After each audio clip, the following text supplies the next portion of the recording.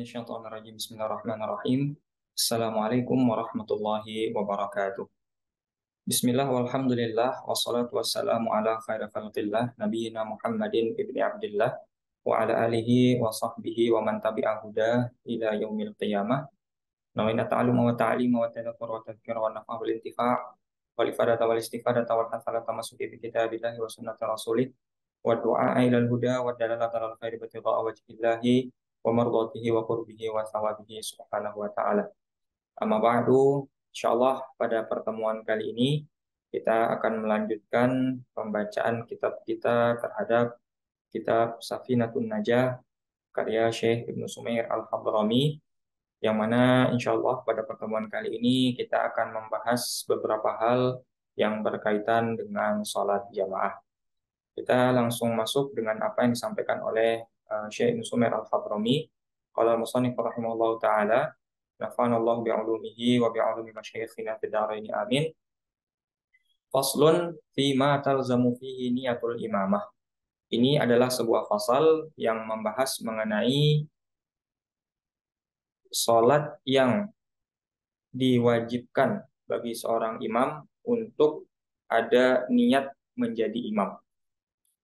Sebelum kita membahas apa yang beliau sampaikan di dalam kitab ini, perlu kita sejenak kembali ke pembahasan yang mungkin telah kita bahas di beberapa pertemuan sebelumnya yang berkaitan dengan niat. Di mana kita sampaikan bahwasannya secara asal seseorang yang akan mendirikan salat setidaknya harus berniat dengan 3 hal. Yang pertama disebut dengan qasdul fi'li, ya, berniat atau memaksudkan mengerjakan suatu perbuatan yang dalam hal ini adalah salat. Sebagaimana contoh, misalkan ketika seseorang berniat usolli, saya sengaja melaksanakan salat. Kemudian yang kedua qasdut ta'yin, karena salat banyak macamnya, banyak rinciannya, maka harus diperjelas, ditakyin salat apa yang dilakukan. Maka dalam hal ini misalkan ketika seseorang berniat usolli adz-dzuhra, misalkan ya usolli adz-dzuhra atau usolli al-asra, ya, atau usolli al-isya, maka takyin atau rincian daripada salat yang tadi kita niatkan tersebut disebut dengan qasdut ta'yin. Kemudian yang ketiga, ketika salatnya fardu, maka harus ada juga qasdul fardhi namanya, ya. Dalam hal ini menyebutkan bahwasannya salat yang kita lakukan adalah salat fardu. Seperti misalkan ketika sebagian boleh mengatakan usolli fardhu dzuhri misalkan, ya, atau usolli dzuhra fardhon. Nah, di situ maka sudah mencakup 3 hal. Qasdul fardhi, qasdut ta'yin, dan tadi yang pertama adalah qasdul fi'il itu sendiri. Jadi ada 3 unsur penting. Nah, ini umum berlaku gitu ya. Mungkin 2 secara umum itu akan berlaku terus, ya, qasdul fi'li dan qasdul ta'yin. Qasdul fardhi hanya berlaku untuk sholat yang sifatnya fardu, yang dalam hal ini adalah sholat yang 5, sholat wajib yang 5.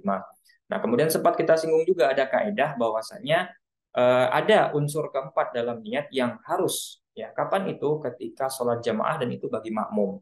Jadi ketika seorang makmum mengikut kepada imam, ya, mengikut kepada seseorang, maka niatnya ditambah 1, unsurnya ditambah 1, unsur yang keempat, yaitu qasdul iqtida, ya, atau memaksudkan untuk mengikut kepada seseorang. Nah, itu halus. Dan kemarin kita sampaikan bahwasanya kalau bagi seorang imam sendiri tidak wajib bagi dia untuk qasdul imam, ya, qasdul imamah, niat untuk menjadi seorang imam, tidak ada kewajiban.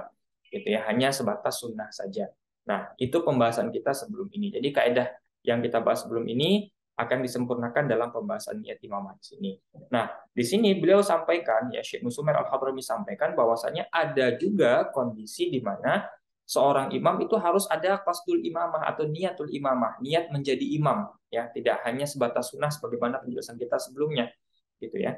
Nah, sebenarnya ada kaidahnya. Kaidahnya apa? Kaidahnya adalah seseorang itu ketika menjadi imam, maka wajib bagi dirinya untuk qasdul imamah, niat menjadi imam, apabila yang dilakukan adalah sholat yang hanya bisa sah apabila dilakukan secara berjamaah. Kaidahnya seperti itu. Jadi sholat ini kalau dilakukan sendiri-sendiri nggak sah atau nggak ada sholat ini. Hanya bisa dilakukan secara berjamaah. Nanti kita akan temukan contohnya sholat Jumat. Ya, sholat Jumat, ya, yang dilakukan oleh yang wajib bagi laki-laki gitu ya di waktu zuhur hari Jumat gitu ya. Nah, bolehkah dilakukan secara sendiri-sendiri? Ada orang sholat Jumat sendiri? Nggak boleh. Pasti harus berjamaah sholatnya. Nah, karena dia harus berjamaah sendiri tidak sah, maka imam wajib untuk niat imamah, niat qasdul imamah, gitu ya, memaksudkan menjadi imam. Jadi secara umum nanti rinciannya ada 4, tapi kaidah umumnya adalah sholat yang mana sholat tersebut tidak sah kecuali dilakukan secara berjamaah, maka imamnya wajib untuk niat imamah atau qasdul imamah, niat menjadi imam. Nah, nanti kita akan dapat rinciannya sebagaimana disampaikan oleh Syekh Ibnu Sumair Al-Hadrami dalam Safinatul Najah. Ini ada 4 rinciannya. Oke, jadi alladzi yalzamu fihi niyatul imamah arbaun.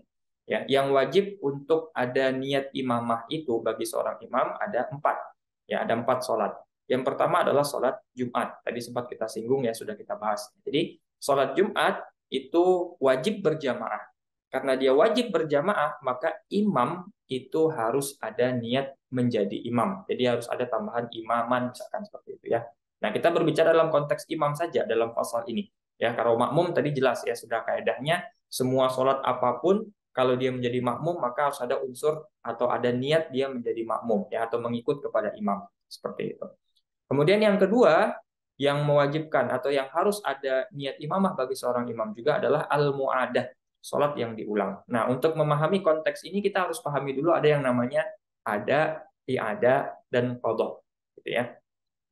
Nah, apa itu ada dan qadha dulu? Nah, ada itu mengerjakan sesuatu di waktu yang telah ditetapkan. Allah tetapkan sholat zuhur dari jam 12 sampai jam 3.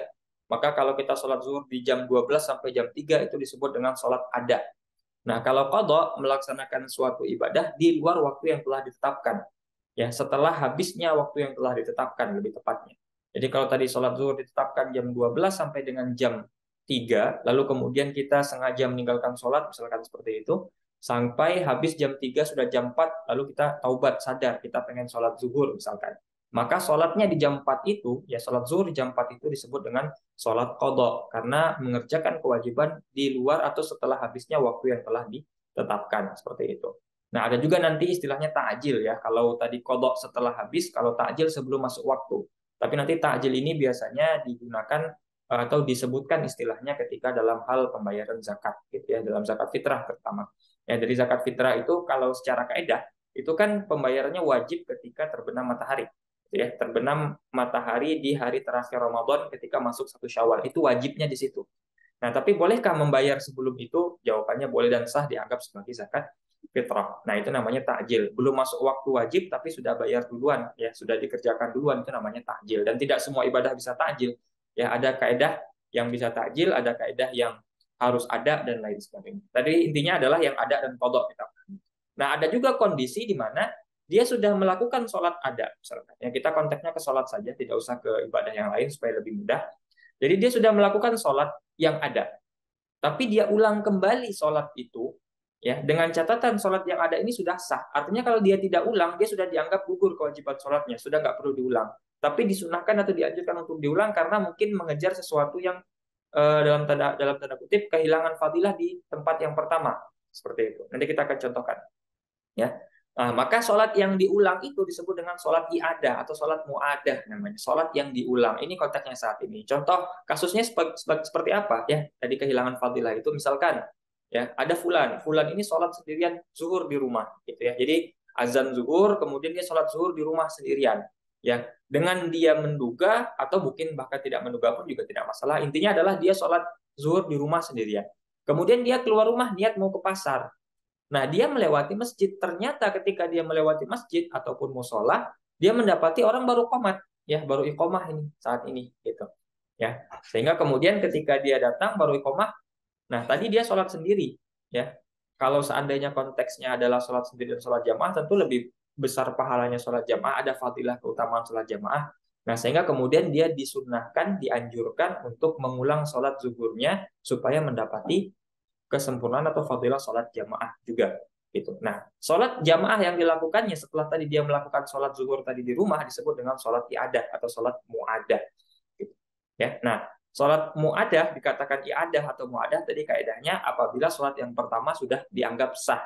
Artinya kalaupun dia tidak ikut sholat jamaah lagi di luar tadi ketika dia mau ke pasar, dia nggak ada kewajiban, nggak ada tanggungan, nggak ada pertanyaan nanti di akhirat kenapa kamu nggak sholat, karena dia sudah sholat pada dasarnya tadi. Jadi sholat i'adah itu kaidahnya adalah mengulang sholat ya, mengulang sholat ketika sholat pertama sudah sah, tetapi ada kesempurnaan seperti halnya tadi ketinggalan jamaah dan lain sebagainya, ya, atau kehilangan fadilah sholat jamaah, sehingga harus diulang atau dianjurkan untuk diulang untuk mendapatkan fadilah itu. Nah, itu disebut dengan sholat mu'adah. Nah, konteks di sini adalah ketika dia sholat mu'adah dan dia menjadi imam, gitu, ya, dan dia menjadi imam. Karena kaidahnya sholat mu'adah adalah ketika sholatnya harus berjamaah dan dia saat ini menjadi imam. Jadi atau kasus lain misalkan, ya, ada masjid sudah salam, ya, jamaah salam, assalamualaikum warahmatullah, assalamualaikum warahmatullah, selesai. Kemudian datang satu orang baru masuk masjid. Nah, dia lihat kiri kanan depan belakang, ya, ini sebagaimana riwayat hadis, ya, ada yang seperti itu kasusnya, nggak ada satupun yang belum sholat, semuanya sudah sholat, gitu ya, sehingga kemudian salah satu boleh nanti, ya, bahkan dianjurkan dia untuk membantu orang yang baru masuk masjid dan mau sholat ini untuk bisa jamaah, jadi dia ulang sholatnya. Jadi ulang sholat bersama orang yang sudah sholat sebelumnya. Nanti sholatnya disebut dengan sholat mu'adah bagi yang membantu itu, dan bagi yang baru sholat namanya sholat ada tetap. Nah, kebetulan yang ditunjuk jadi imam adalah orang yang tadi sudah sholat, artinya sholatnya sholat mu'adah. Nah, kalau dia sholat mu'adah dan dia menjadi imam, maka harus ada niat imamah, niat menjadi imam juga. Kemudian yang ketiga, al-mandhuratu jamaatan, orang yang bernazar untuk sholat jamaah, ya. Nah, ini sudah jelas juga, sudah sudah bisa dipahami bahwasanya yang namanya nazar bisa gugur kalau dikerjakan sesuai dengan apa yang dinazarkan. Nah, kalau nazarnya sholat jamaah, maka cara menggugurkan nazarnya adalah dengan melakukan sholat jamaah. Tanpa sholat jamaah, nazar tidak akan gugur. Maka sholat jamaahnya menjadi wajib karena nazar itu. Kena kaedah, kalau sholatnya wajib atau hanya bisa sah dengan cara jamaah saja, tidak bisa sendiri, maka imamnya harus niat imamah. Dalam hal ini misalkan dia bernazar untuk sholat jamaah, kemudian dia menjadi imam, maka harus ada niat imamah atau qasdul imamah untuk agar sah sholatnya. Dan yang terakhir, yang keempat, al-mutaqaddimatu fil matar, orang yang sholat jamak takdim karena udzur atau karena sebab ada hujan.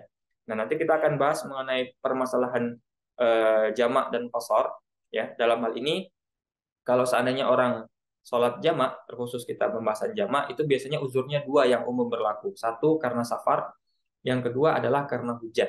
Nah, hujan ini hanya bisa, nanti salah satu syaratnya adalah ketika sholatnya harus jamak takdim, tidak bisa uzurnya jamak takhir, dilakukan di masjid, ya, dan jarak masjid dengan rumahnya jauh, dan menyulitkan untuk kembali pulang ke rumah ataupun pergi ke masjid, ya, dalam hal ini hujannya sangat deras, dan harus dalam kondisi hujan sejak takbiratul ihram sholat yang pertama hingga takbiratul ihram sholat yang kedua.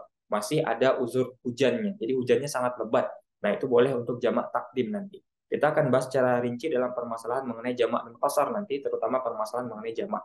Jadi boleh dijamak takdim ketika seseorang, ya, kasusnya seperti apa prakteknya di lapangan, misalkan kita sholat di masjid tertentu dan jarak antara rumah kita dengan masjid itu sangat jauh misalkan, ya, lalu kemudian ketika kita sampai di masjid baru azan gitu, ya, tiba-tiba hujan lebat sehingga kemudian kalau seandainya kita pulang pasti kita kehujanan gitu, ya, ada masyaqqah, ada kesulitan ibaratnya seperti itu. Tapi nanti ini bisa dibandingkan dengan konteks saat sekarang ini, apakah masih ada kesulitan dengan hujan atau tidak. Tapi kalau konteks zaman dahulu belum ada apa-apa, belum ada mobil, belum ada payung dan lain sebagainya, menjadi masyaqqah, menjadi kesulitan kalau seandainya zaman dahulu gitu, ya. Makanya ketika itu baru azan lalu kita sudah di masjid, hujan lebat gitu, ya. Nah, saat itu boleh jamak takdim sholatnya. Jadi dalam hal ini boleh menjamak kalau misalkan waktu itu adalah maghrib dan isya, ya berarti dalam hal ini sholat isyanya dimajukan ke waktu maghrib, seperti itu. Namanya jamak takdim, ya, namanya jamak takdim seperti itu. Nah, syaratnya adalah sebelum takbiratul ihram sholat yang pertama itu sudah hujan dan masih hujan terus berlanjut sampai takbiratul ihram sholat yang kedua gitu. Nah, kalau seandainya sebelum itu sudah berhenti hujannya, maka tidak boleh lagi jamak takdim. Nah, dan ini dilakukan di masjid dengan cara berjamaah, maka secara otomatis tidak bisa menjamak sholat karena sebab uzur hujan, kecuali dengan cara jamaah. Karena sahnya hanya dengan berjamaah, maka kena kaedah setiap sholat yang hanya sah dilakukan dengan cara berjamaah, maka imamnya harus niat imamah atau qasdul imamah. Maka imam dari sholat jamak takdim karena sebab hujan ini harus ada dalam unsur niatnya, salah satunya juga adalah niat menjadi imam, niatul imamah atau qasdul imam. Berikutnya faslun fi syurutil qudwati. Ini adalah sebuah pasal yang membahas mengenai syarat-syarat qudwah, syarat-syarat pengikut, atau dalam bahasa lainnya adalah syarat sah sholat berjamaah. Jadi sholat berjamaah itu juga punya syarat, artinya kalau syaratnya tidak terpenuhi maka tidak sah sholat berjamaahnya. Seperti itu. Nah, syurutul qudwati ahada asyar. Ya, Syekh Nusumar Al-Hadrami menyebutkan bahwasannya syarat sah sholat berjamaah itu ada 11. Jadi ada syarat sah sholat, ada syarat sah jamaah. Nah, ini dua hal yang harus terpenuhi kalau kita sholatnya sholat jamaah. Apa itu? Yang pertama, alla ya'lama butlana sholati imamihi bihadatsin aw ghairihi. Ya. Syaratnya adalah seorang makmum tidak mengetahui bahwasanya imamnya batal sholatnya karena sebab hadas atau selainnya. Ini kembali lagi ke dalam bab pembahasan mengenai hal yang membatalkan sholat. Maksudnya seperti apa? Ketika seorang makmum, kita makmum ikut ke imam, kita harus yakin dalam diri kita bahwasanya sholat imam sah. Kalau kita misalkan ya sholat jamaah sebagai makmum, terus kita menduga atau yakin bahkan seandainya wah makmum saya sudah batal, terus kita masih lanjut sholatnya, maka sholat kita tidak sah karena kita mengikut kepada orang yang sudah batal sholatnya. Jadi dalam hal ini sholat pertama daripada sholat berjamaah itu adalah syaratnya seseorang yang menjadi makmum tahu benar, yakin bahwasanya imam tidak batal sholatnya. Kalau seandainya dia mengetahui bahwasanya imam itu telah batal sholatnya, maka otomatis sholat jamaahnya tidak bisa dilanjutkan. Dalam hal ini sholat jamaahnya sudah batal. Nah, lalu kemudian makmumnya apakah batal sholatnya? Tidak juga. Dia bisa niat mufarokoh, niat pisah, ya niat pisah dari imam lalu kemudian lanjutkan sholat sendiri. Seperti itu namanya niat mufarokoh. Jadi kalau seandainya kita jadi makmum, kita harus yakin sholat imam sah. Ya, kalau seandainya sholat imam tidak sah, maka otomatis sholat jamaahnya pun tidak sah. Meskipun sholat sendirinya mungkin bisa sah kalau kita niat mufaraqah dan melanjutkan sholat sendiri. Nah, ini kaidahnya. Kemudian yang kedua, wa alla ya'taqida wujuba qada'iha alaihi. Ya, tidak meyakini bahwasanya imam akan mengqadha sholatnya. Jadi dalam hal ini ada beberapa kondisi di mana seseorang itu kalau sudah melakukan sholat tetap wajib qadha sholat baginya. Contohnya dalam hal misalkan orang sholat dengan toharoh caranya tayamum. Nah, tayamum ini kan tidak semuanya tidak harus kodok. Ada juga tayamum yang nanti harus dikodok, diulang lagi sholatnya. Ini sudah kita bahas dalam pembahasan yang berkaitan dengan tayamum. Jadi misalkan ada seseorang di wilayah yang biasanya ada air, ya biasanya ada air, lalu kemudian tiba-tiba nggak ada air saat itu, dan nanti insya Allah ke depan akan ada air lagi. Sehingga kemudian karena sudah masuk waktu dia tayamum, ya lalu kemudian dia sholat. Pertanyaannya orang seperti ini kan nanti apakah dia harus mengulang sholat? Jawabannya iya. Kenapa? Karena di tempat dia berada biasanya ada air. Jadi kalau dalam konteks-konteks wilayah yang biasanya ada air, tiba-tiba nggak ada air, sholatnya dengan cara tayamum, atau dalam hal ini toharnya tayamum lalu kemudian sholat, maka nanti setelah sholat harus diulang lagi ketika sudah ada air. Gitu. Nah, kalau dia menjadi imam, begitupun yang ketika dia menjadi imam tidak kemudian menggugurkan dalam orang yang harus mengulang, dia tetap akan mengkodok sholatnya. Nah, jadi kita sebagai makmum bolehkah ngikut sama orang tersebut? Jawabannya tidak. Jadi, kenapa tidak boleh? Karena dia akan mengulang sholatnya. Jadi, saat ini kondisinya adalah ketika kita menjadi seorang makmum, kita hanya boleh mengikuti sholat seseorang, atau dalam hal ini imamnya, kita punya yakin, ya kita punya keyakinan, dia tidak akan mengkodok sholatnya, karena sholatnya sudah dianggap sah. Tidak ada kekurangan yang membuat dia harus mengkodok sholatnya. Kalau kita mengikut kepada seseorang yang harus mengkodok sholatnya, maka sholat jamaahnya tidak sah. Sebagaimana tadi kalau kita sebagai makmum mengikut kepada imam yang sholat dengan tayamum, ya dengan tayamum dan harus diulang karena berada di wilayah yang biasanya ada air, sehingga dia wajib qadha meskipun dia telah sholat dan menjadi imam sekalipun.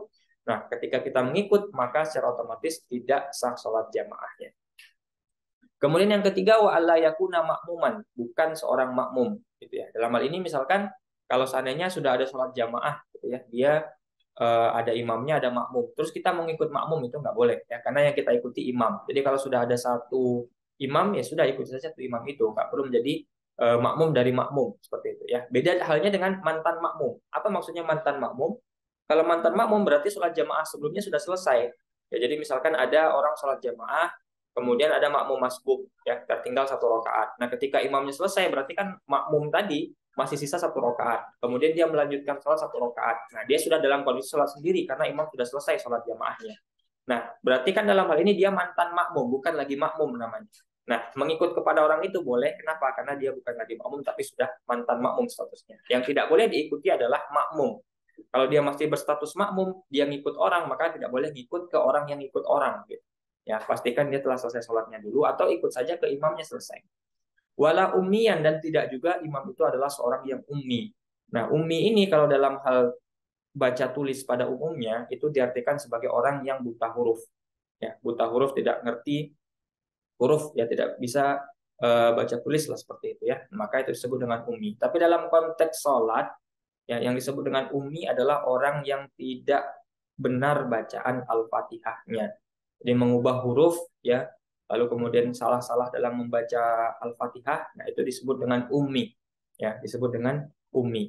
Nah, dalam hal ini kalau seandainya imamnya adalah seorang yang ummi, nah maka makmumnya tidak, dalam tanda kutip, tidak sah lagi sholat jamaahnya karena imamnya tidak lebih baik dibandingkan dengan makmumnya. Jadi konteksnya adalah ketika misalkan makmumnya bacaannya benar, sementara imam bacaannya tidak benar, bacaannya salah-salah gitu ya, maka saat itu harus niat mufaroqah, makmumnya lanjutkan dengan sholat sendiri, imamnya biarkan sholat ya dengan keyakinan dia seperti itu. Ya, jadi kaidahnya seperti itu. Nanti akan ada kaidah kita sebutkan nanti ya mengenai mengikuti imam, tapi nanti di akhir saja seperti itu. Jadi dalam hal ini kalau seandainya makmumnya qari, ya qari berarti lawannya umi dalam dalam sholat gitu ya. Jadi dia bisa lancar, bagus, fasih bacaan Al-Fatihahnya, berimam kepada seorang yang ummi, tidak lancar Al-Fatihahnya, tidak fasih Al-Fatihahnya, maka tidak sah sholat jamaahnya, bukan sholat makmumnya. Sholat makmumnya mungkin bisa sah dengan cara dia niat mufaraqah lalu lanjutkan sholat sendirian gitu. Nah, tapi kalau seandainya ummi makmum ke ummi itu nggak masalah. Jadi orang yang tidak apa namanya tidak fasih ngikut ke orang yang tidak fasih juga ya sama, karena mereka satu satu komplotan lah, satu satu ilmunya sama sebatas itu. Kemudian yang berikutnya wa alla yataqaddama alaihi fil mauqif. Ya, seorang makmum tidak mendahului imam di posisi. Maksudnya apa? Kalau sholat jamaah biasanya kan makmum di belakang. Nah, makmum tidak boleh di depan imam. Ya. Artinya batasannya apa? Tentu harus ada batasannya. Ya. Apa yang kapan dikatakan makmum itu lebih maju dibandingkan imam? Kapan dikatakan di belakang imam? Yang menjadi patokan di depan dan di belakang ataupun sama itu adalah tumit. Gitu. Nah, jadi dalam hal ini kalau seandainya tumitnya makmum berada di depannya tumitnya imam, maka dianggap makmum mendahului imam. Jadi tumit yang sah untuk sholat jamaah itu adalah di belakang imam atau jejer. Jejer masih sah-sah tapi makruh. Ya, makanya kalau yang lebih afdal adalah tumit di belakang tumitnya imam. Tumit makmum harus di belakang tumitnya imam, seperti itu. Sekalipun kakinya makmum lebih panjang. Jadi misalkan tumit makmum udah di depan, tumit imam di depan, tumit makmum di belakang. Tapi kakinya imam itu pendek, sementara kakinya makmum itu panjang, ya. Jadi kalau berdasarkan tumit, yang di depan adalah tumitnya imam, tumit makmum di belakang, jadi di belakang sedikit. Tapi kalau sudah jejer karena samping-sampingan, sholatnya cuma sendirian, ya karena sebelah-sebelahan, kaki makmum lebih panjang, jadi jari-jarinya itu lebih panjang, lebih lebih ke depan dibandingkan dengan jari-jarinya imam. Nah, apakah itu dianggap sebagai mendahului imam? Jawabannya tidak. Jadi karena patokannya adalah tumit, bukan kepanjangan atau seluruh panjang daripada kaki. Jadi ukurannya adalah tumit. Kalau tumitnya masih di belakang, sekalipun jarinya nanti lebih depan dibandingkan dengan imam, maka tetap dianggap dia berada di belakang imam. Nah, kalau seandainya sudah di depan tumitnya dibandingkan tumitnya imam, tumit makmum di depan tumit makmum, ya tumitnya makmum sudah berada di depan tumitnya imam, maka otomatis sholat jamaahnya tidak sah atau tidak dianggap sebagai sholat jamaah. Kemudian ayat lama intiqalati imamihi, ya seorang makmum mengetahui perpindahan gerakan dari imamnya. Nah, jadi kalau seandainya kita ngikut kepada seseorang ya kita harus tahu imamnya lagi apa, gitu ya. Kalau imamnya nggak tahu lagi apa, bagaimana kita mengikut? Nah, bagaimana cara mengetahuinya? Al ilmu itu dengan dua cara. Satu, bil musyahadah ya atau bisyahadah, dengan menyaksikan langsung. Jadi lihat ya. Jadi kita melihat imam langsung, maka kita akan tahu gerakan imam. Kita melihat imam ruku, kita ruku. Imam iktidal, kita iktidal. Atau melihat orang yang melihat imam. Jadi misalkan kita di soft kedua, soft ketiga gitu ya. Nah, soft kedua itu kan nggak bisa melihat imam, melihatnya orang yang melihat imam. Soft pertama melihat imam, soft kedua melihat orang yang melihat imam. Itu juga dianggap sebagai al-ilmu bintiqalatil imam, yang mengetahui perpindahan gerakan imam, atau melihat orang yang melihat orang yang melihat orang yang melihat orang yang melihat orang yang melihat imam. Gitu. Itu boleh juga. Jadi kita di saf ke-10 yang melihat orang yang di saf 9. Saf 9 lihat 8, 8 lihat 7, 6, 5, 4, 3, 2, 1, 1 melihat imam. Itu juga dianggap sebagai al-ilmu bintiqalatil imam. Jadi bukan langsung melihat imam, tapi bisa juga melihat orang yang melihat imam, ya, atau melihat orang yang melihat orang yang melihat orang yang melihat dan seterusnya. Gitu. Ya. Yang kedua caranya dengan cara as-sama, mendengar, ya, mendengar. Jadi mendengar suara imam. Nah, kalau sekarang ada pengeras suara gitu ya. Jadi kita di soft ke-20 misalkan di belakang saking besarnya masjid, karena ada pengeras suara terdengar di situ, kita tahu imam Allahu Akbar, oh ini imam mau rukuk, sami Allahu liman hamidah, oh imam i'tidal, kita tahu. Ya, atau tidak mendengar suara imam tapi mendengar suara mubaligh.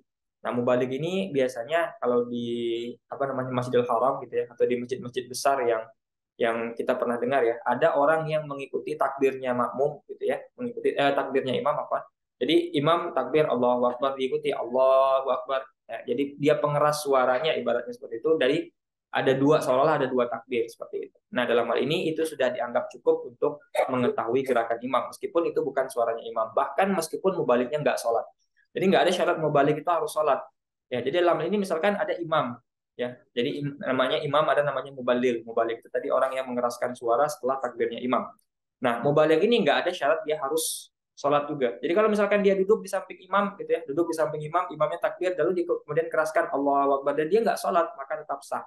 Ya, itu tetap sah diperbolehkan dan tetap dianggap sholat jamaahnya karena mengetahui gerakan imam dengan cara mendengar. Kemudian berikutnya ayyajtami'a fi masjidin au fi salasimi'ati dzira'in takriban. Nah, antara imam dan makmum kedua-duanya ya mereka berdua atau seluruh yang sholat jamaah itu imam dan makmumnya berkumpul di dalam satu masjid. Nah, ini konteksnya kalau dalam satu masjid maka semuanya berada di masjid.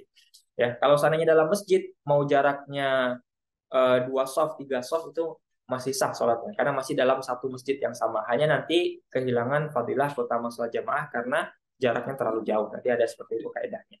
Jadi intinya kalau dalam masjid ya selagi masih sama-sama masjid maksudnya besar istiqlal misalkan ya, imam di rokaat di saf pertama makmum di saf ke-30 misalkan seperti itu maka itu tetap dianggap sebagai sholat jamaah yang sah meskipun nanti kehilangan fadilah karena jarak yang jauh. Tapi kalau di luar masjid maka jarak maksimal antara imam dan makmum adalah salasimi ati dzira'in, ya lebih kurang sekitar 300 dzira', ya sekurang 300 dzira'.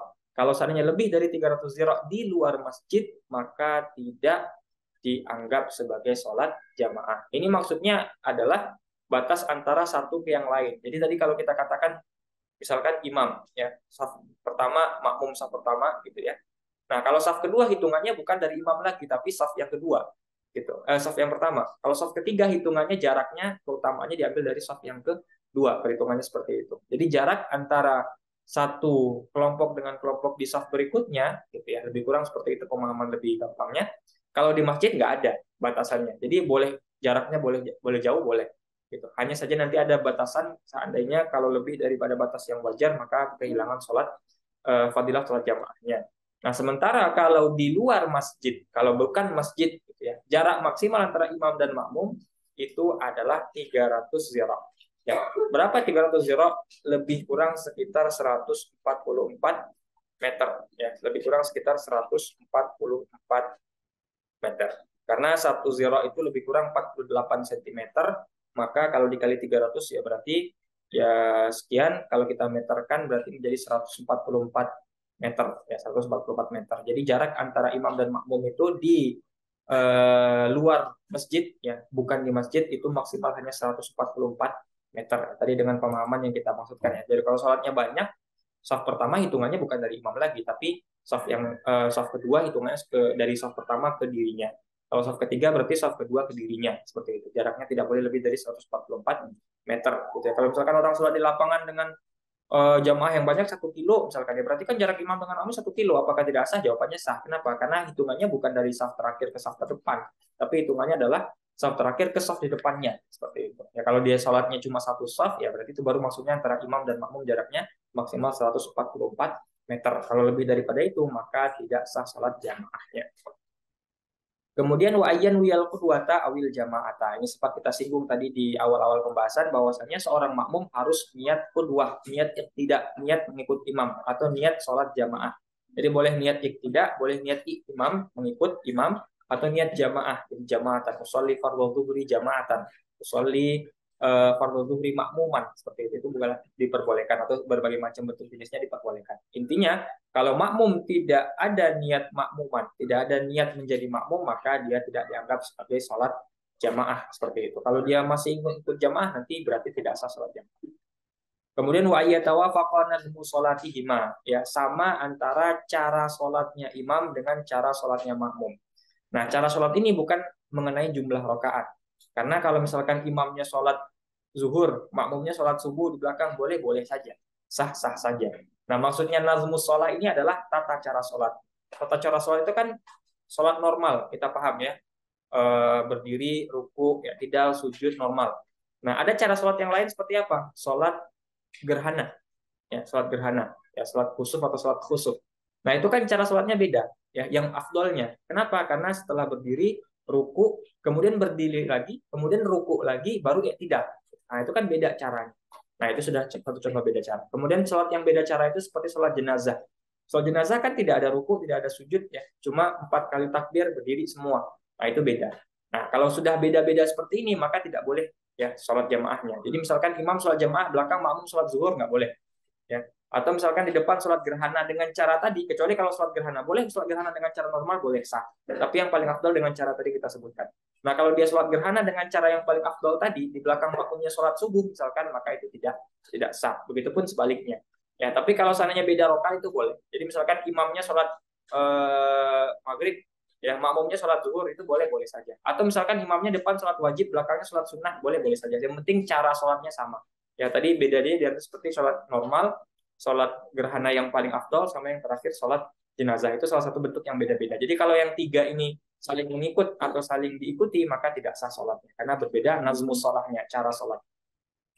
Berikutnya alla yukhalifahu fi sunnatin fahishatil mukhalafah. Seorang makmum tidak berbeda dengan imam, artinya selalu mengikuti imam termasuk dalam hal-hal yang sunnah. Di sini disebutkan fi sunnatin, dalam hal sunnah. Artinya kalau sunnah saja harus ikut, apalagi yang wajib. Ya, yang mana sunnah ini kalau ditinggalkan maka dianggap jelek sholatnya, dianggap jelek perbedaannya. Contoh apa? Misalkan ketika mengikut ini bukan hanya mengikut dalam mengerjakan, ya tapi mengikut dalam meninggalkan. Contoh sujud tilawah. Kalau imam sujud tilawah, ya ketika membaca, anjurannya kan sujud tilawah dilakukan pada sholat subuh pada hari Jumat, membaca surat As-Sajdah di ayat ke-15 sujud tilawah. Gitu. Nah, kalau imam sujud tilawah, maka makmum harus ikut sujud tilawah, meskipun sujud tilawah hukumnya sunnah. Nah, kalau seandainya makmum nggak ikut sujud tilawah, maka batal sholatnya. Begitupun kalau seandainya imamnya nggak sujud tilawah, maka makmum nggak boleh sujud tilawah, meskipun dia mengetahui ada kesunahan sujud tilawah saat membaca surat itu, karena dia sedang mengikut kepada imam. Begitupun tasyahud awal, ya, ataupun misalkan sujud sahwi. Nah, itu kan hal-hal yang semuanya sifatnya sunnah semuanya, tapi kalau ditinggalkan, maka dapat membatalkan sholatnya makmum, atau tidak ditinggalkan dalam hal ini tidak serupa dengan imam. Kalau imam kerjakan, makmum kerjakan. Imam tidak kerjakan, makmum tidak boleh kerjakan sendiri. Ya, kecuali dari dalam hal sujud sahwi, mungkin pernah kita bahas sujud sahwi, kalau seandainya misalkan imamnya tidak sujud sahwi, sementara ada kewajiban atau ada yang menganjurkan untuk sujud sahwi, ya karena sujud sahwi tidak wajib, ya ada yang menganjurkan untuk sujud sahwi, maka makmum boleh untuk sujud sahwi sendiri, tapi nanti ada caranya. Biarkan imam salam dulu, kemudian yang mufaraqah sujud sahwi sendiri, baru salam nanti di akhir. Ada caranya.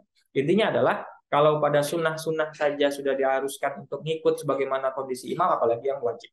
Dan yang terakhir ayyutabi'ahu, mengikuti imam. Nah, ini kaitannya pada permasalahan kemarin yang membatalkan sholat. Tidak boleh tertinggal 2 rukun dan tidak boleh mendahului 2 rukun. Kalau seandainya tertinggal atau mendahului 2 rukun, maka batal sholatnya. Nah, dianggap mutaba'atul imam, dianggap seorang makmum itu mutaba'atul imam, mengikuti imam apabila dia mengikuti imam, gerakan imam, ya. Tidak boleh tertinggal lebih dari 2 rukun, tidak mendahului 2 rukun. Nah, itu dianggap sebagai mutaba'atul imam. Dan kita sudah bahas dalam permasalahan yang berkaitan dengan hal-hal yang membatalkan sholat, ya. Begitupun dengan uzur-uzur dan segala macam. Nah, terakhir ini faslun fi suwaril qudwah. Ini adalah sebuah fasal yang membahas mengenai bentuk-bentuk sholat jamaah itu seperti apa. Bentuk-bentuk ini artinya siapa ngikut siapa, siapa ngikut siapa. Nah, suwarul qudwati tis'un. Ya, bentuk-bentuk qudwah atau sholat jamaah itu ada 9 bentuk. Tasihu fi khamsah, 5 dari 9 sah. Ya, artinya nanti 4 tidak sah. Nah, apa yang contoh yang sah yang 5 ini? Qudwati rajulin bi rajulin. Laki-laki berimam kepada laki-laki. Jadi makmumnya laki-laki, imamnya pun laki-laki, itu sah salatnya. Kemudian wa qudwati imra'atin bi rajulin, ya, seorang perempuan berimam kepada seseorang yang laki-laki. Jadi imamnya laki-laki, makmumnya perempuan, itu sah. Wa qudwati khunsa birajulin, ya, qudwah mengikutnya seorang khunsa kepada seorang laki-laki. Nah, sebelum kita bahas khunsa itu apa? Nah, khunsa itu adalah kondisi di mana seseorang itu, ya, dalam tanda kutip, dia memiliki dua alat kelamin sehingga tidak dipastikan dia itu laki-laki atau perempuan.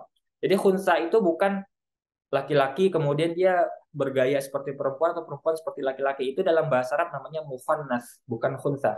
Nah, khunsa ini ya bukan waria, bukan itu segala macam, tapi memang dia terlahir dengan dua kelamin atau bahkan terlahir dengan tanpa kelamin sama sekali. Jadi dia tidak bisa diketahui di laki-laki atau perempuan. Nah, khunsa ini nanti pada akhirnya harus ditentukan dia itu laki-laki atau perempuan. Tapi kan ada waktu sampai dia nanti bisa ditentukan laki-laki atau perempuan. Kalau zaman dahulu belum ada kedokteran, bisa ditentukan cara apa? Kira-kira dia buang air dari saluran yang mana? Kalau misalkan dari saluran laki-laki berarti dia laki-laki, kalau perempuan berarti perempuan. Atau kalau misalkan di kedua-duanya aktif, maka yang lebih dominan yang mana? Itu cara menentukannya zaman dahulu. Kalau zaman sekarang sudah ada kedokteran, bisa ditentukan dia ini laki-laki ataupun perempuan. Jadi ada real di lapangan orang yang terlahir dengan memiliki dua kelamin berbeda, punya kelamin laki-laki dan punya kelamin perempuan. Itu namanya khunsa. Nah, khunsa ini berarti statusnya dalam hal yang kita maksud adalah ketika belum dipastikan statusnya laki-laki atau perempuan. Jadi dia bisa berpotensi sebagai laki-laki, bisa berpotensi sebagai perempuan, seperti itu. Nah, kalau khunsa sebagai makmum dan imamnya laki-laki, maka sah sholatnya. Jadi khunsa, ya, makmum, imamnya adalah laki-laki, maka sah sholatnya. Kemudian berikutnya, qudwati imra'atin bi khunsa. Seorang perempuan berimam kepada seorang khunsa. Jadi makmumnya perempuan, imamnya khunsa boleh. Ya, kenapa boleh? Karena ada potensi, ya, khunsa itu adalah laki-laki. Gitu ya. Dalam hal ini seandainya dia memang nanti laki-laki berarti kan sah sholatnya, berarti kan perempuan ikut ke laki-laki. Kalaupun dia perempuan tetap sah sholat, kenapa? Perempuan ikut ke perempuan, seperti itu. Ya. Terakhir waktu dua timroatin bimroatin, ketika perempuan berimam kepada perempuan juga. Jadi imamnya perempuan, makmumnya perempuan itu sah. Jadi ini 5 gambaran sah sholat berjamaah. Watab tulu fi arba'in. Nah, sementara batal atau tidak sah ya sholat jamaah itu dalam 4 bentuk, 4 gambaran. Seperti apa? Qudwati rajulin bimra'atin. Ketika seorang laki-laki berimam kepada perempuan. Jadi kalau perempuan jadi imam, makmumnya laki-laki, maka tidak sah sholat jamaahnya. Ini ada beberapa orang-orang yang mulai mengotak-atik caranya sholat, ya padahal sudah jelas ya. Di kitab dasarnya fikih sudah dijelaskan ya. Qudwati rajulin bimra'atin, ya, tabtul sholat, ya, tabtul qudwah, membatalkan qudwah. Ya, secara otomatis nanti akan membatalkan sholat juga karena dianggap mempermainkan sholat, seperti itu. Ya, jadi seorang perempuan, ya, kalau dia jadi imam sementara di belakangnya makmumnya laki-laki, maka tidak sah jamaahnya. Ya. Kemudian waktu wati rajulin bi khunsa, laki-laki mengikut kepada khunsa tidak sah. Gitu. Kenapa tidak sah? Karena ada potensi khunsanya perempuan. Jadi kita anggap ya khunsa itu 50% laki-laki, 50% perempuan, misalkan seperti itu. Ya, ini dalam konteks belum ditentukan dia laki-laki atau perempuan. Kalau laki-laki ngikut kepada khunsa, maka secara otomatis kalau dia adalah perempuan khunsa itu, karena kan potensinya dia perempuan juga, maka kan seolah-olah laki-laki ikut kepada perempuan, itu tidak sah tadi sebagaimana yang pertama, gitu ya. Ya. Tapi kalau seandainya perempuan yang ikut kepada khunsa jadi sah, kenapa? Karena ada potensi laki-laki sama perempuan. Mau dia laki-laki mau dia perempuan tetap sah karena dia perempuan makmumnya di belakang. Kemudian yang ketiga yang tidak sah, qudwati khunsa bimra'atin, ya, ketika seorang khunsa berimam kepada seseorang yang perempuan. Jadi kalau makmumnya khunsa, imamnya perempuan, itu tidak sah. Kenapa? Karena ada potensi khunsanya laki-laki. Kalau seandainya khunsanya laki-laki, imamnya perempuan, gitu ya, maka kan berarti laki-laki ngikut kepada perempuan. Nah, itu tidak sah sholatnya. Ya, tidak sah sholat jamaahnya. Gitu. Kemudian yang terakhir, khudwati khunsa bi khunsa. Ya, ketika khunsa mengikut kepada khunsa. Ini tidak boleh. Kenapa? Tadi potensi lagi. Kembali lagi kepada potensi. Nah, jadi khunsa imam maupun khunsa makmum berpotensi sama-sama laki-laki dan perempuan. Nanti kalau seandainya khunsa imamnya perempuan, misalnya khunsa makmumnya laki-laki, kan berarti laki-laki ikut perempuan, maka tidak sah yang seperti itu. Jadi kalau khunsa dia harus mengikut kepada yang jelas statusnya rajulun atau imro'ah, ya. Ataupun ketika dia jadi imam, makmumnya harus jelas juga rajulun atau imro'ah. Nanti baru dibatasi atau dilihat kondisinya sah atau tidak. gitu ya. Jadi pada dasarnya bentuk-bentuk sholat jamaah itu ada 9 ini ya. Kalau 9, nah, 5 diantaranya sah, nah 4 diantaranya tidak sah sebagaimana tadi rincian yang sudah kita bahas seperti itu ya. Jadi kalau laki-laki sebagai seorang imam berarti makmumnya bisa perempuan, bisa laki-laki juga, bisa khunsa. Kesimpulannya ya. Kalau perempuan imamnya, maka makmumnya hanya boleh perempuan. Ya, perempuan tidak boleh menjadi imam untuk khunsa ataupun untuk laki-laki. Khunsa saja tidak boleh, apalagi laki-laki. Nah, kalau imamnya khunsa, maka di belakangnya hanya boleh. Kalau imamnya khunsa, maka di belakangnya hanya boleh perempuan saja, gitu ya. Hanya boleh perempuan saja. Karena kalau seandainya khunsa di belakangnya laki-laki atau khunsa yang lain, maka kalau seandainya imam khunsanya adalah perempuan, maka akan jadi problematik. Seperti itu. Wallahu a'lam, demikian pembahasan kita pada pertemuan kali ini yang berkaitan dengan sholat jamaah. Insya Allah nanti kita akan lanjutkan pertemuan berikutnya. Kita masuk pada pembahasan yang berkaitan dengan sholat safar, ya, atau lebih khususnya pembahasan mengenai sholat yang berkaitan dengan jamak takdim, jamak takhir, dan juga sholat qashar. Gitu ya. Meskipun nanti tidak hanya dalam konteks safar saja, bisa juga tadi dalam hal hujan tadi seperti jamak takdim, tapi biasanya umumnya pelaksanaan sholat dengan cara jamak takdim, jamak takhir maupun qashar itu dilakukan oleh seorang yang sedang dalam keadaan safar atau sebagai musafir. Insyaallah kita lanjutkan pada pertemuan berikutnya. Naktafi bihadzal qadar. Wassallallahu ala sayyidina Muhammadin wa ala alihi wasahbihi wasallam. Alhamdulillahirabbil alamin. Akhirul kalam wabillahi taufiq wal hidayah. Wassalamualaikum warahmatullahi wabarakatuh.